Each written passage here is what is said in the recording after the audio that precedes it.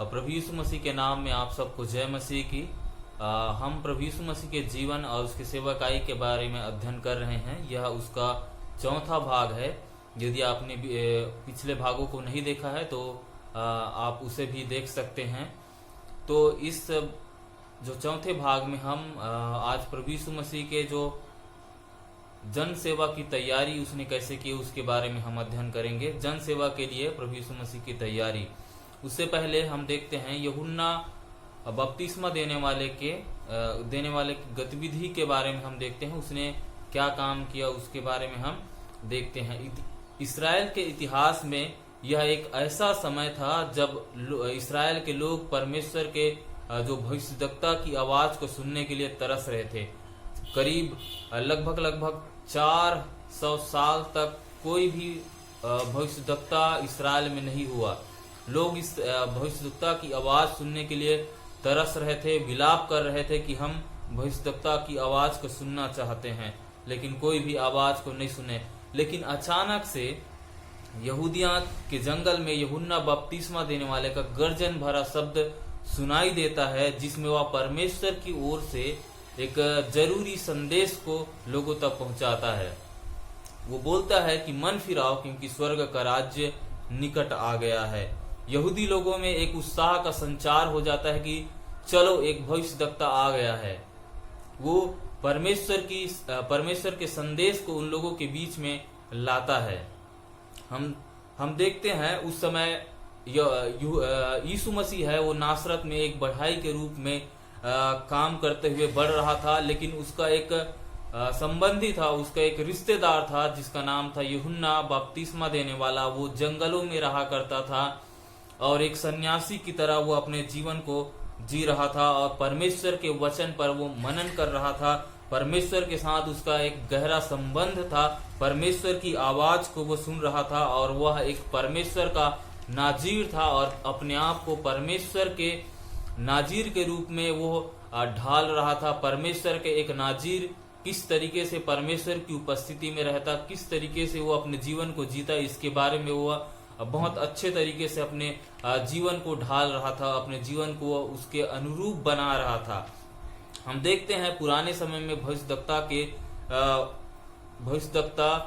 ऊंट के रोम का वस्त्र पहनते थे और अपने कमर में चमड़े का कटिबंध बांधे रहता था। ठीक उसी प्रकार से यूहन्ना बपतिस्मा देने वाला है अपने जीवन में इस ऊंट के रोम का वस्त्र पहने हुए था, अपनी कमर में चमड़े का कटिबंध बांधे हुए था और उसका भोजन टिड्डिया और वन मधु था। टिड्डिया का मतलब एक प्रकार का बीज होता है, जैसे कि बहुत सारे जो विद्वान लोग हैं, बाइबल के पंडित लोग हैं, उस बात को बोलते हैं कि वह एक प्रकार का बीज था जिससे यूहन्ना बपतिस्मा देने वाला है वो खाया करता था।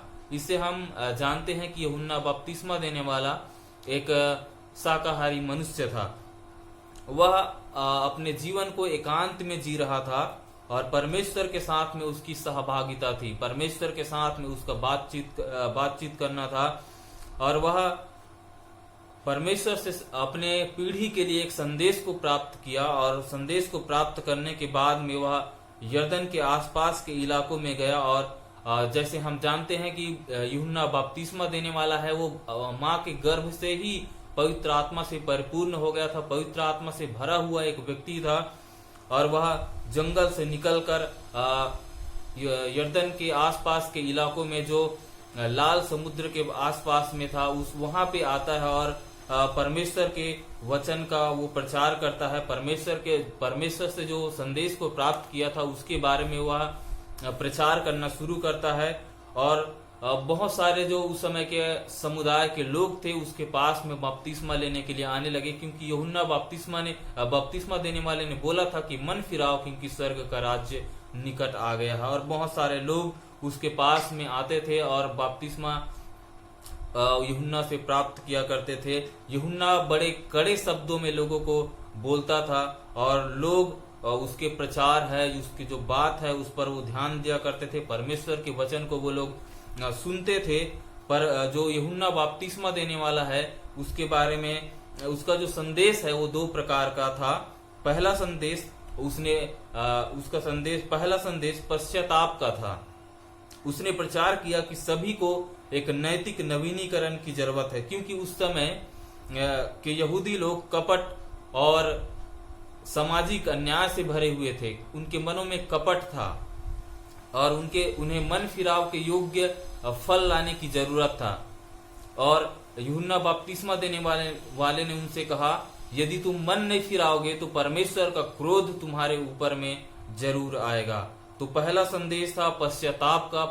यूहन्ना बपतिस्मा देने वाले ने लोगों से कहा, यहूदियों से कहा कि तुम्हें पश्चाताप की जरूरत है, तुम्हें नैतिक नवीनीकरण की जरूरत है, तुम्हारे मन को नए करने की जरूरत है। दूसरा जो संदेश यूहन्ना बपतिस्मा देने वाले ने लोगों से बोला वो है प्रतिज्ञात मसीहा जो आने वाला था।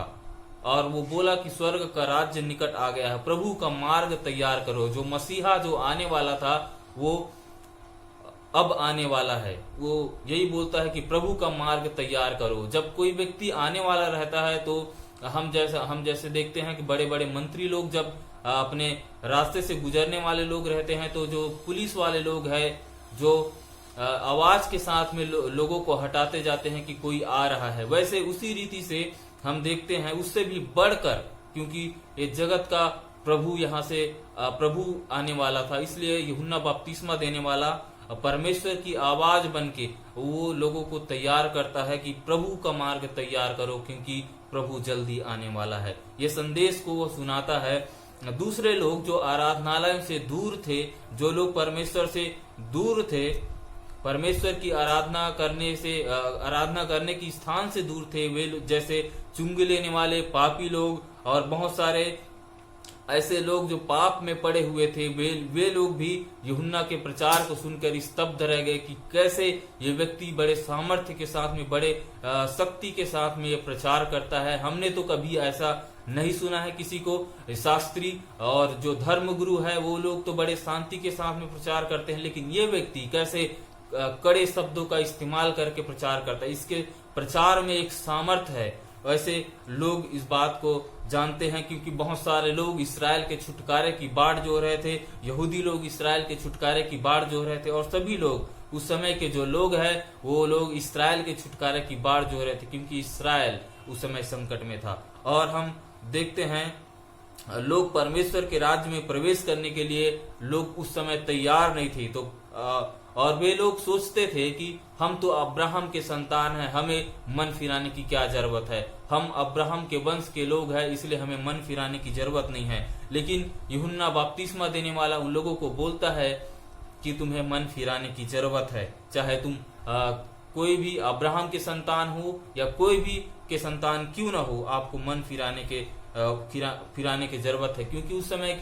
के जो फरीसी और कुछ धर्म गुरु लोग थे वे यूहन्ना के संदेश से खुश नहीं थे, क्योंकि वह बड़े सामर्थ्य के साथ में प्रचार करता था। लोगों के पापों को वो दिखाता था कि तुम इस प्रकार के पाप में पड़े हुए हो। और यूहन्ना बपतिस्मा देने वाला इस प्रकार का जब संदेश देता है तो लोग खुश नहीं थे। और आजकल भी हम देखते हैं बहुत सारे लोग हैं जो खुश करने वाले प्रचार को सुनते हैं, जो कड़ा शब्द लोग बोलते हैं, प्रचारक लोग बोलते हैं, जो मन फिराने के लिए बोलते हैं, पापों को प्रकट करते हैं, उसे लोग पसंद नहीं करते। तो उस समय के लोग भी इसी प्रकार से थे कि लोग अपने पापों को मानना नहीं चाहते थे, लोग अपने पापों में पड़े रहना चाहते थे।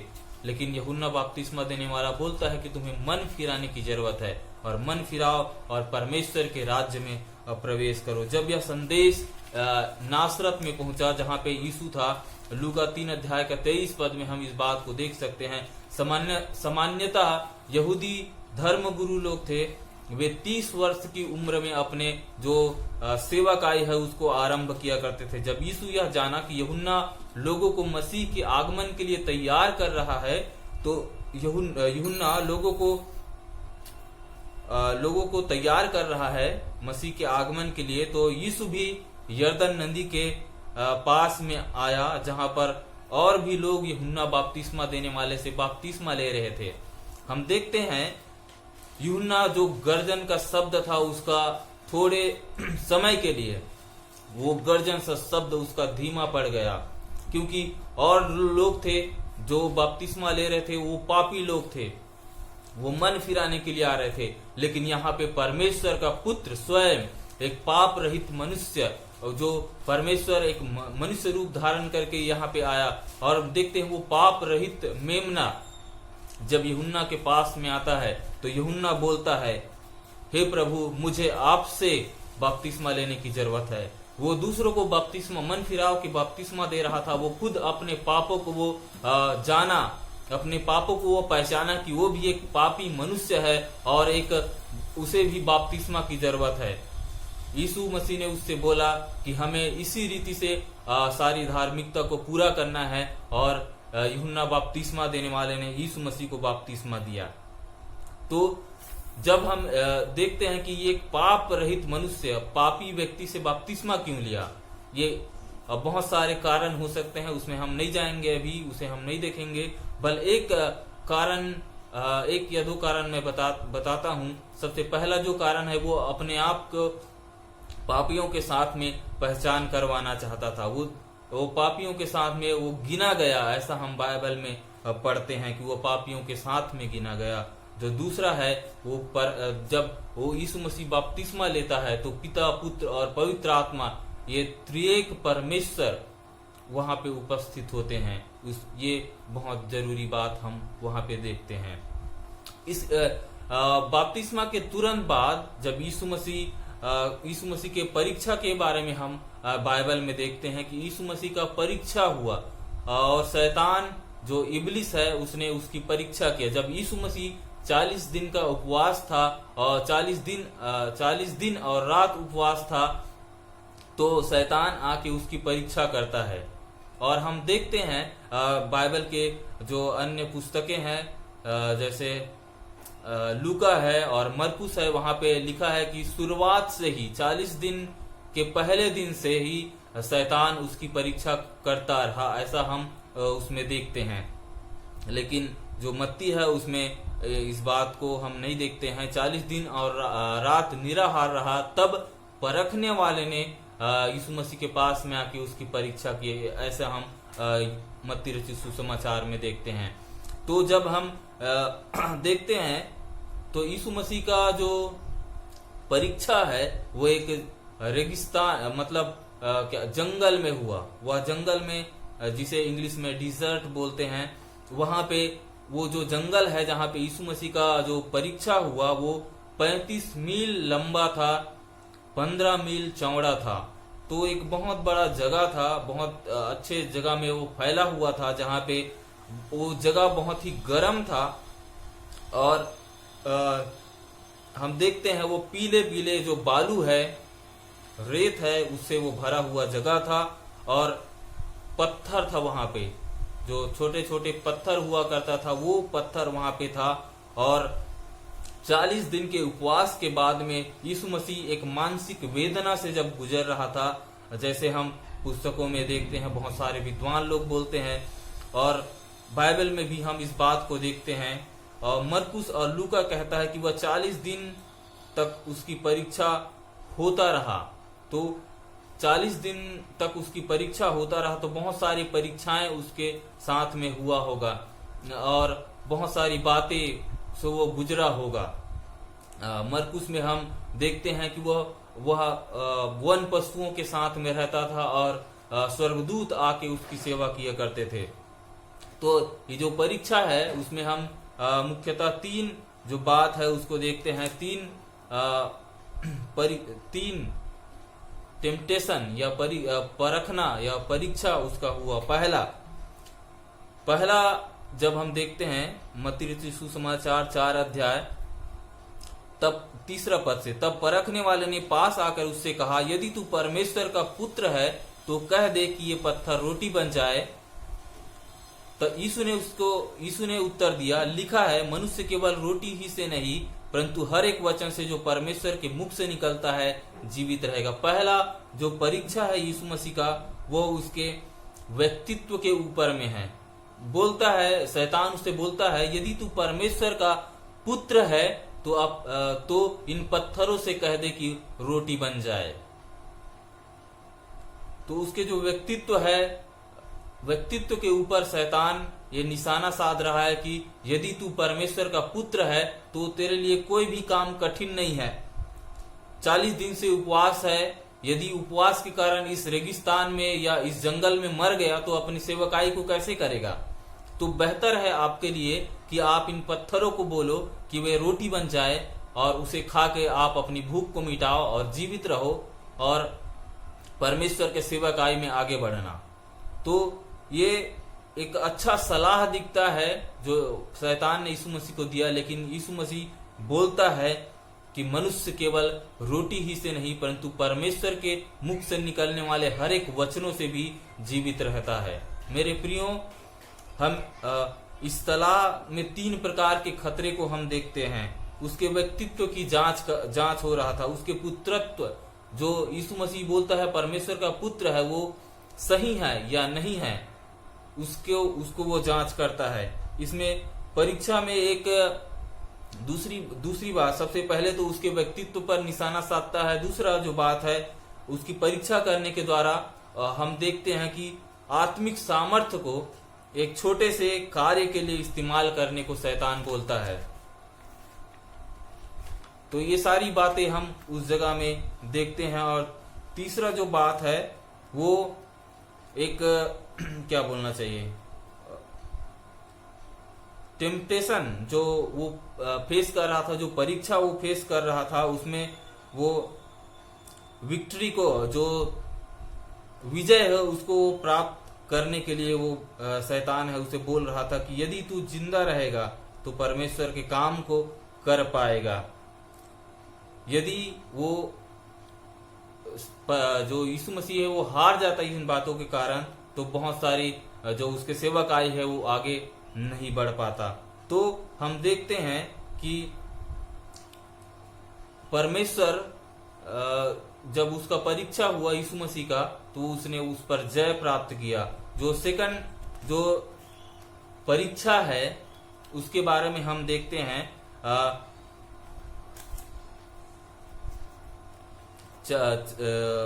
मत्ती 4 अध्याय में, जब इब्लिस उसे पवित्र पर्वत पे पवित्र नगर में ले गया और मंदिर के कंगूरे पर खड़ा किया और उससे कहा यदि तू परमेश्वर का पुत्र है तो अपने आप को नीचे गिरा दे, क्योंकि लिखा है वह तेरे विषय में अपने स्वर्गदूतों को आज्ञा देगा और वे तुझे हाथों हाथ उठा लेंगे, कहीं ऐसा ना हो कि तेरे पांवों में पत्थर से ठेस लगे। यहाँ पे हम देखते हैं शैतान है वो बोलता है कि यदि तू परमेश्वर का पुत्र है तो अपने आप को नीचे गिरा दे, क्योंकि उस समय जो यहूदी लोग थे वो जब मंदिर से यीशु मसीह को गिरते देखते और उतने ऊंचे से यदि यीशु मसीह गिर के भी बच जाता तो लोग उस पर विश्वास करते। ऐसा था क्योंकि वे लोग एक चमत्कार को देखना चाहते थे। चमत्कार को जब देखते तो वो लोग विश्वास करते। लेकिन यीशु मसीह बोलता है कि